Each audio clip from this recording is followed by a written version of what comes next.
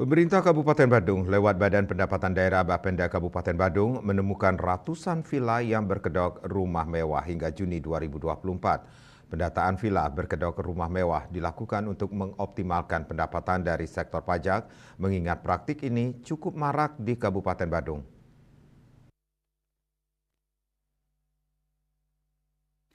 PLT Kepala Bapenda Badung Niputu Sukarini mengatakan usaha akomodasi yang mengantongi izin mendirikan bangunan IMB rumah menjadi target utama Bapenda pada 2024.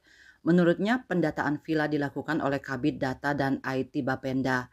Dari penelusuran yang telah dilakukan, ditemukan 226 wajib pajak WP baru yang bergerak di bidang usaha villa.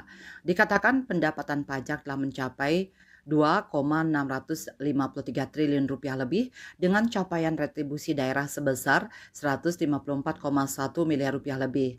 Hasil pengelolaan kekayaan daerah yang dipisahkan telah terrealisasi sebesar 234,7 miliar rupiah lebih dan pendapatan lain-lain yang sah tercapai 17,9 miliar rupiah lebih. Sukarini menyebutkan bahwa target PAD tahun 2024 sebesar 8,5 triliun rupiah lebih. Untuk tahun ini, target pendapatan pajak daerah ditetapkan sebesar 7,8 triliun rupiah lebih dengan target retribusi daerah sebesar 318 miliar rupiah lebih.